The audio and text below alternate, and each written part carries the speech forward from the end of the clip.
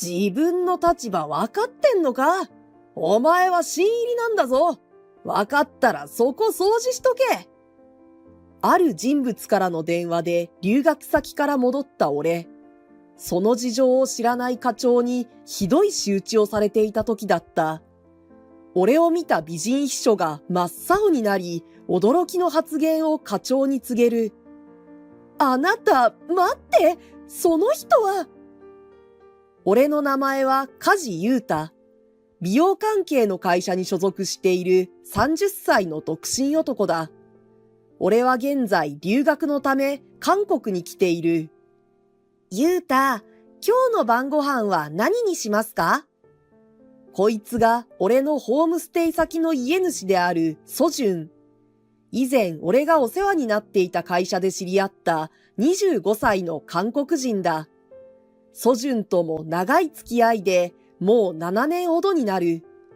彼がもともと日本に語学留学でやってきていたのがきっかけで仲良くなった。ソジュンは日本の文化が大好きで、将来は日本に住みたいといつも口癖のように言っている。ゆうた、本当にもうすぐ僕たちの夢が叶うと言うんですか？ああ、もちろんだよ。俺がお前に今まで嘘ついたことあったか？ありません。もう今からドキドキして仕方がないです。すごく楽しみだ。一緒に昼食をとりながら、ソジュンの仕事の休憩時間を過ごしていると、俺の携帯に一件の着信が入った。ソジュンに断りを入れて電話に出ると、その相手は俺が一番信頼を置いている人物であり、その人物から今すぐ日本に帰国してほしいと連絡を受けたのだ。内容を聞いてただならぬ事態なのを把握した俺は、ソジュンと学校に断りを入れ、急いで日本へと帰国することに。何かあれば僕もすぐに駆けつけます。ソジュンから頼もしい一言をもらい、俺は日本へと向けて出発。最短日数で帰国することができたため、俺は電話をくれた人物に事情を伺い、急いで指定された会社へと向かう。そして会社に向かうと、ちょうどロビーで見知らぬ人物と出くわした。失礼ですが、どなたでしょうか？その男性はスーツ姿をビシッと身にまとい、いかにも仕事ができる男性といった雰囲気が漂っている。けれど目つきは鋭く、態度が悪い。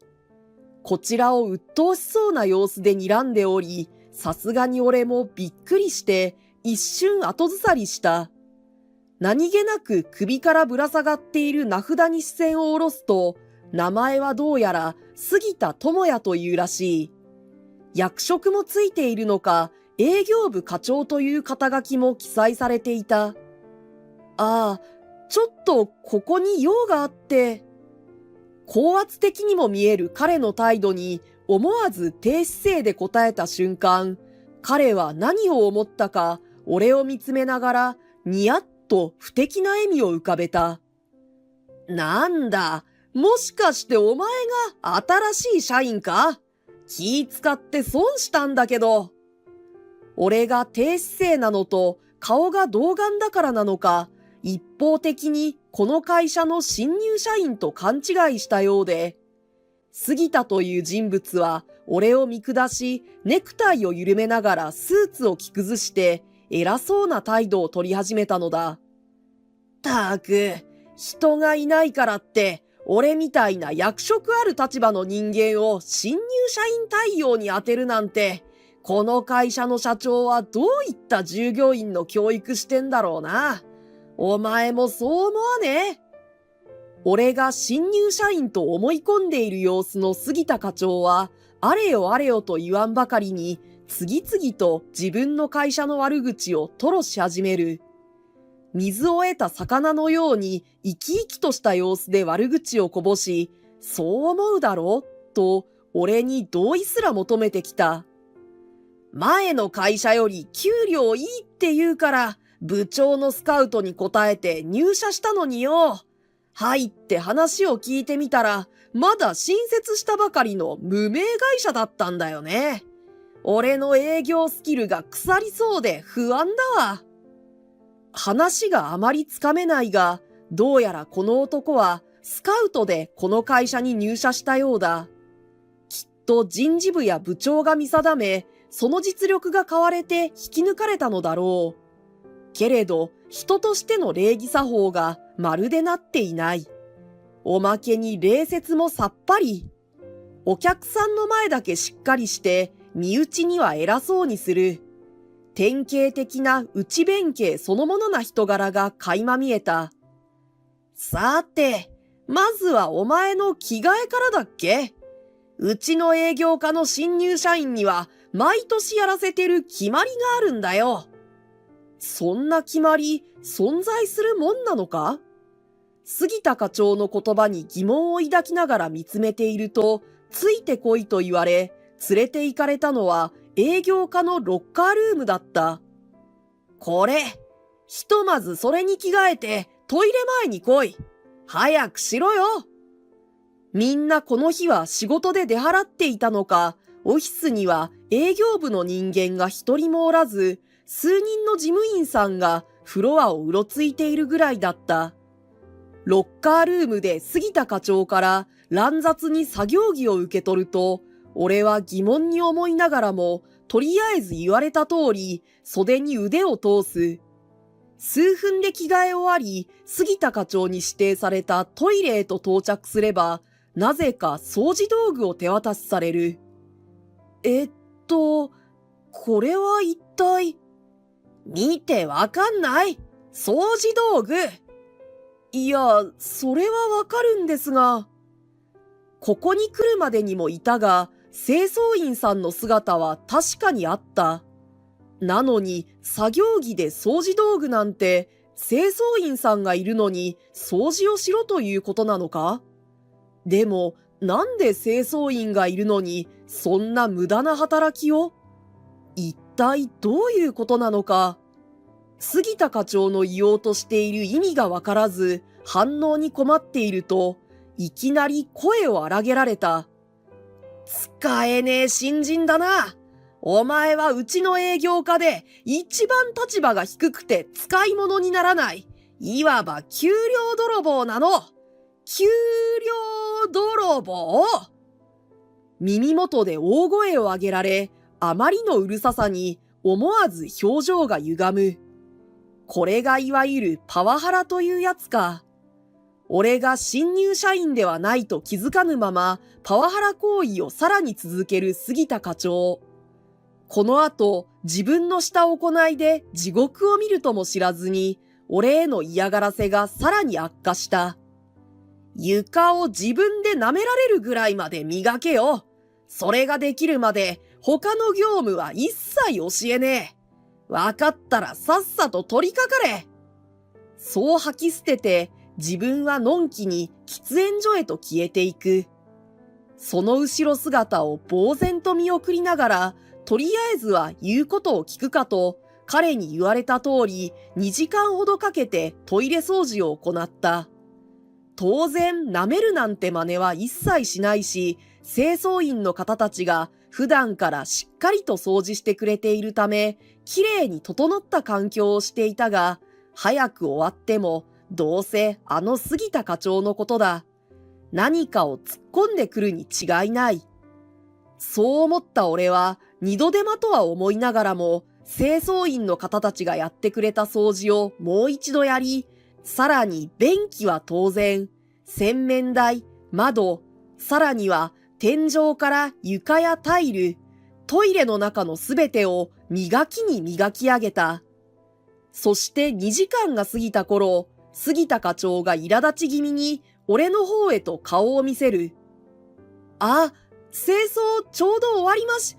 おせえわ。いつまでちんたらちんたら掃除してんだよ。床をてめえで舐められるぐらいまで磨き上げたんだろうな。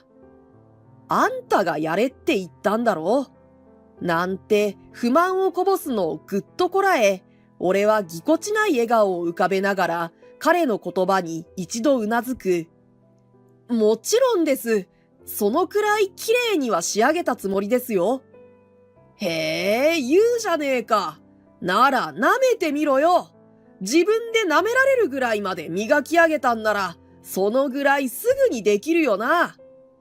まさかの実行しろという命令を聞き、俺の開いた口が塞がらなくなった。この男、正気か？そんなことしたら、ただじゃ済まされないんだぞ。本当のパワハラになるんだぞ。てか、これが俺じゃなくって、本当の新入社員の子にこんなことをされてたら、そんな風にこの状況を整理していると、ぞっとして背筋が凍った。どうしたんだよ！早くやれよ！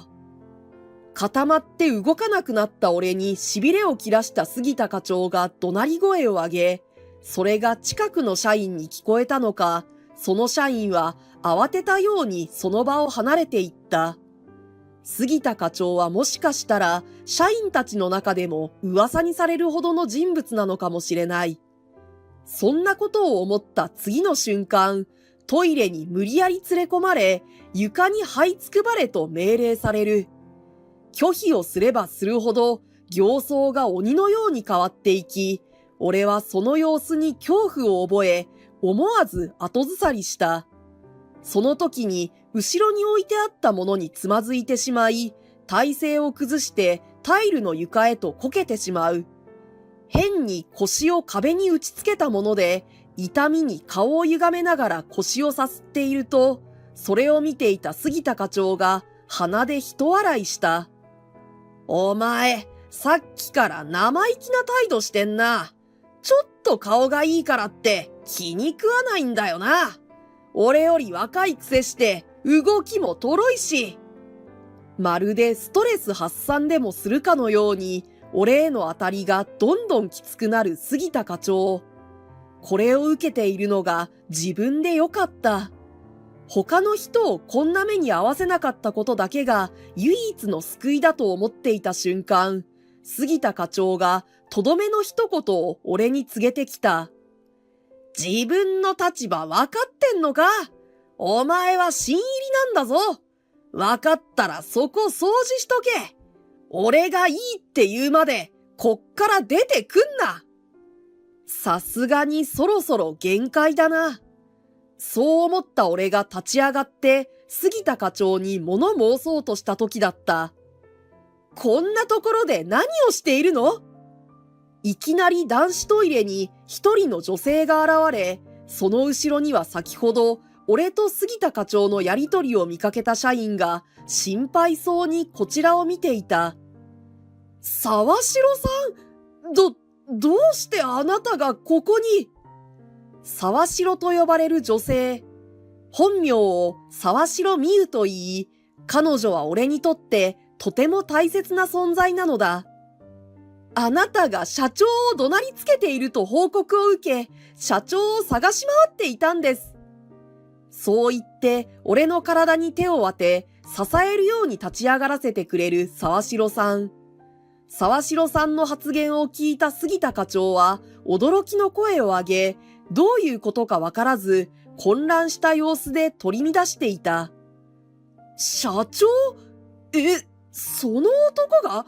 そいつはただの新入社員なんじゃ。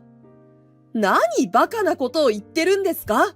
この人はうちの会社の社長、梶裕太さんですよ。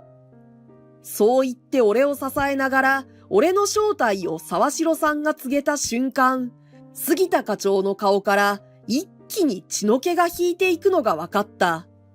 俺は彼女に一言お礼を告げ、自分でしっかりと踏ん張ると、服を一度整え、笑顔で改めて自己紹介をする。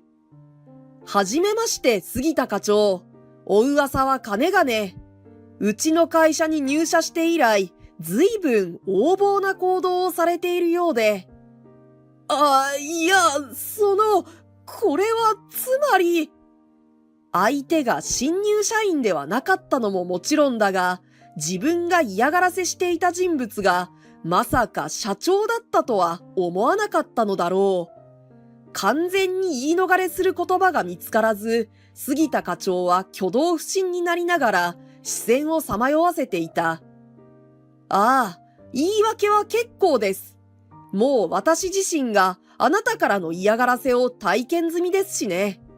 私が帰国したのもあなたの横暴さを確認するためのものですから。彼に有無を言わせないほどの貫禄を見せつけ、これ以上の発言を許すことすらさせなかった。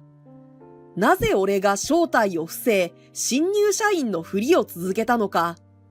それは彼が本当にパワハラ行為をしているのか、自分が体験すれば、それが一番の証明になる。そう思ったからだった。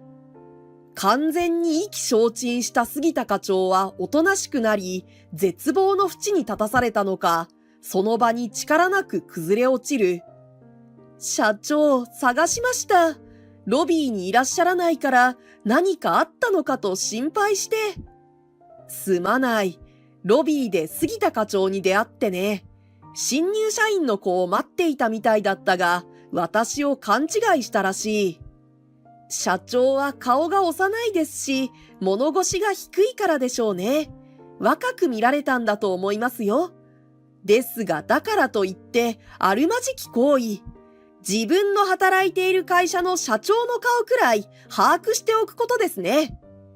土星論を叩きつけられ、完全に涙目の杉田課長。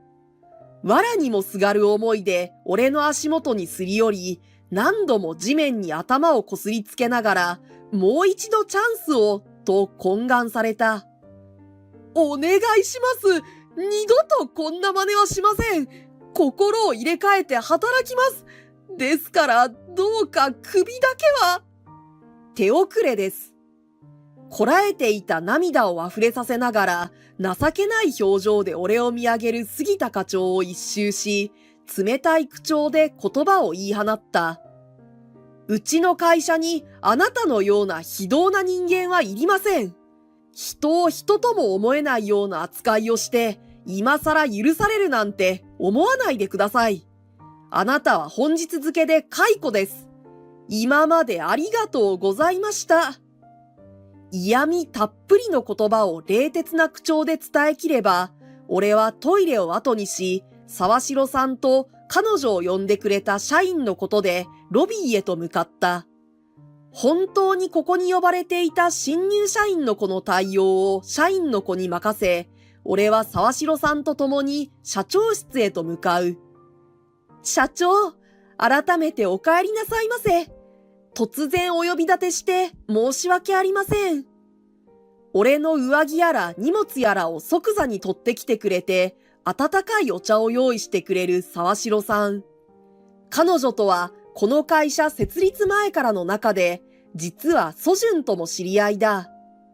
二人っきりの時くらい昔の口調でいいんじゃないか、みゆ。そういうわけには参りません。私はあなたの秘書なんです。立場をわきまえて話さないといつ誰に見られるか。二人の時くらい砕けた物言いでもいいのに。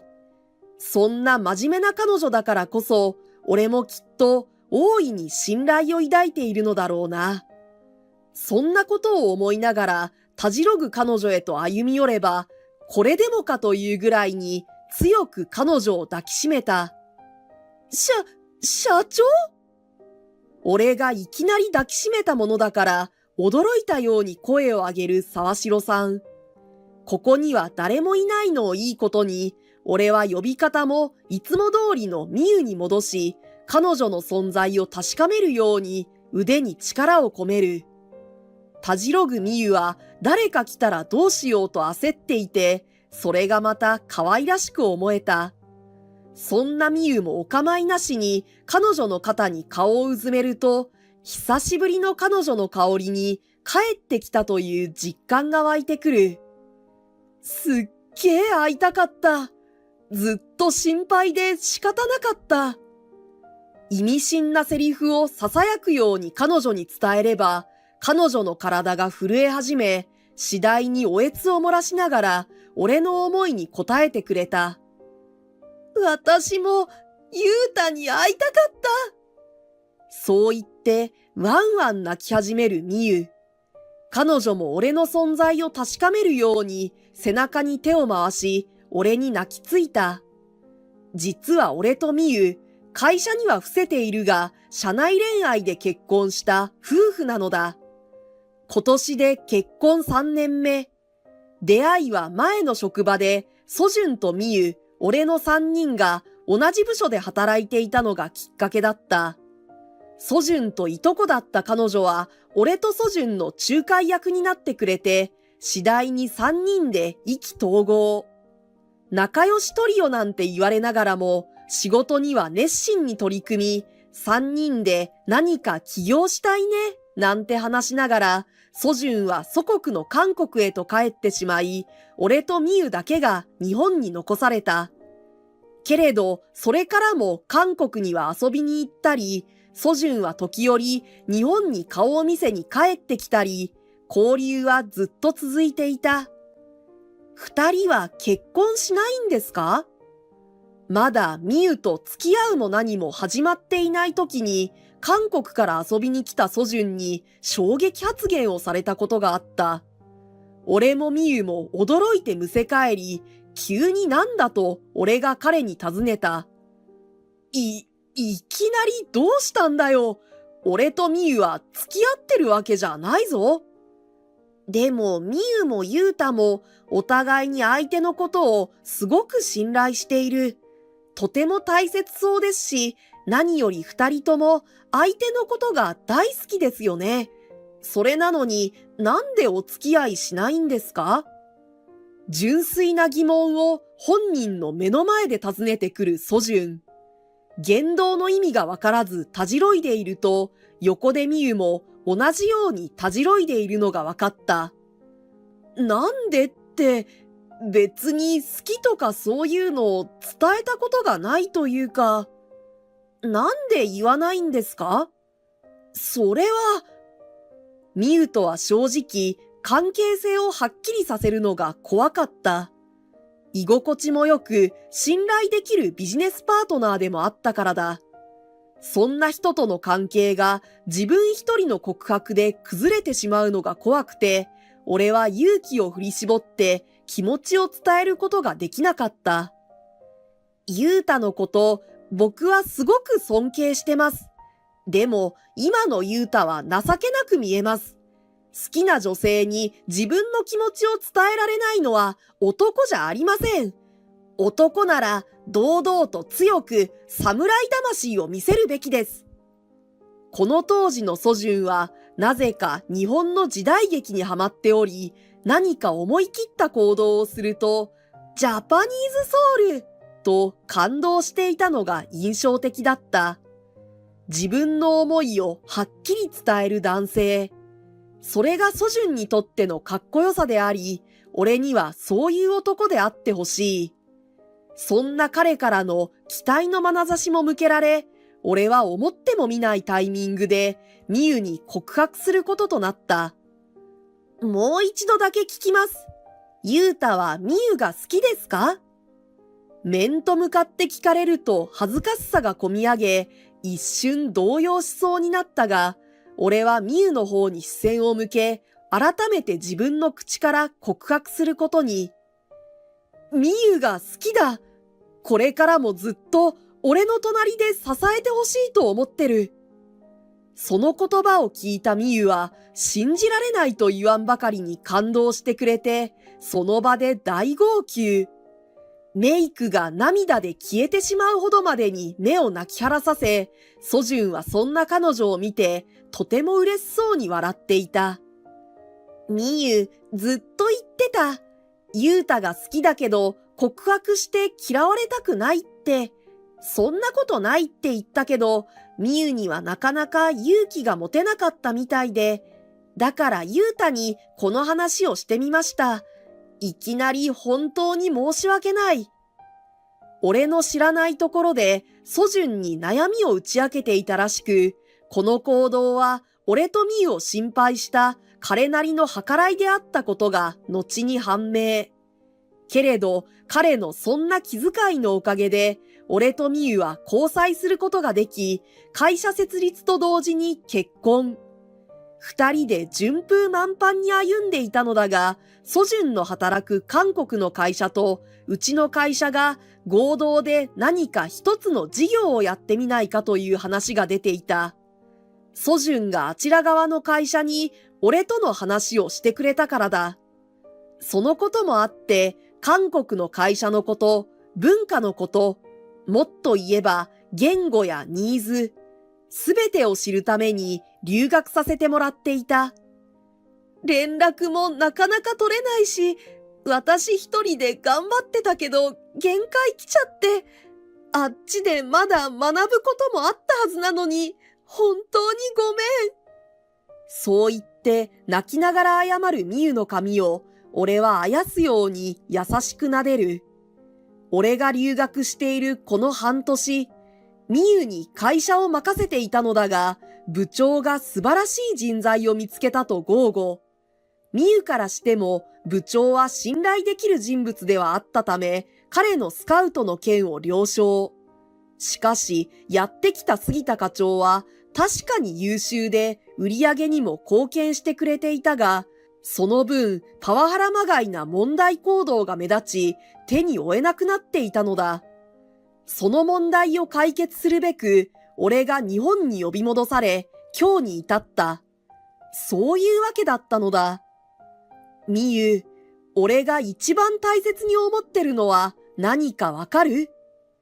泣きじゃくりながら謝り続ける彼女に、俺はある一つの質問を提示した。仕事？仕事も確かに大事だ。でもさ、仕事なんていくらでも代わりは効くんだよ。失敗すればやり直せばいい。でも、お前に何かあったら、やり直しなんて聞かないし、みゆの代わりなんて誰もいないんだ。我ながら臭いセリフを言っているな、という自覚はあった。それでも、思っていることは口にしないと、相手に伝わらない。ソジュンの一件で、俺はそれを学んだ。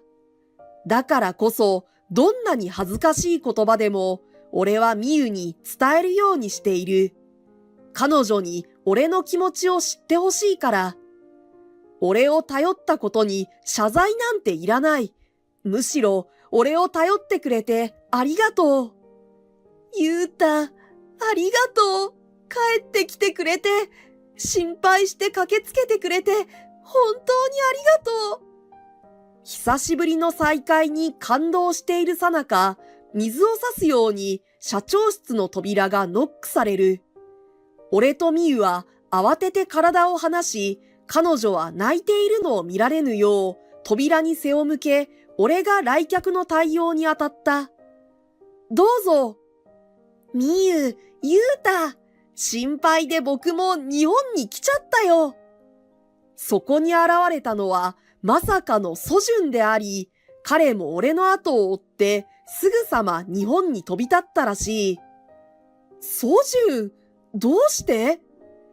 僕の大切ないとこが泣かされているんだ。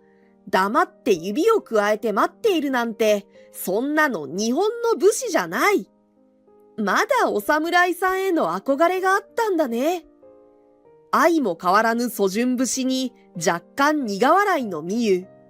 久しぶりの再会に俺たちは喜び合い、その日は仕事を早く切り上げ、ソジュンと俺の一時帰国を祝った。後日、俺は職場の環境を整えるために、専務や部長、役職という役職の人たちを呼び出し、役員会議をはじめ、社内のクリーンさの徹底。こういった事態が他に起きていないかの調査を行った。結果は杉田課長の一件だけであり、社内の働きやすさも見直してから、俺とソジュンは再び韓国に旅立った。そしてまさかの韓国で衝撃の事態に遭遇。その被害に遭いかけたのは俺ではなくソジュンの方だった。ゆうたの会社にいた杉田って人、まさかのうちの会社に勤めようとしていた。なんと杉田課長、コネというコネを駆使して、うちの会社が一緒に事業をしようとしていたソジュンの会社に入社しようとしていたのだ。けれど、実はソジュン、その会社の人事部部長。面接で杉田課長を見かけ、名前と顔があの時の問題児だと一致し、即刻門前払い。君が座れる椅子はないと言って杉田課長を追い出したそうだ。僕の大切な人たちを傷つけたんだ。このくらい安いもんです。と興奮気味に話していた。その後、風の噂で杉田課長が路頭に迷っているのを聞いたが、きっとあんな人柄だ。親族も杉田課長を見放し放置しているという話も聞いた。因果応報とはよく言ったものだなと思いながら、俺も特に気に留めることはなかった。そして半年後、留学を終え、久しぶりに日本へと帰国すれば、俺を待ち構えていたみゆが勢いよく迎えてくれた。この半年間でさらに綺麗になったみゆに見とれながら、久しぶりの母国の空気に安心感を覚えた。それからは、ソジュンの会社と俺の会社で新しい事業を展開。今流行りの韓国コスメを安くで販売できるように流通し、日本の女性にもっと韓国を知ってもらえるよう、みゆとソジュン、3人でまた共に仕事をしながら奮闘していくのでした。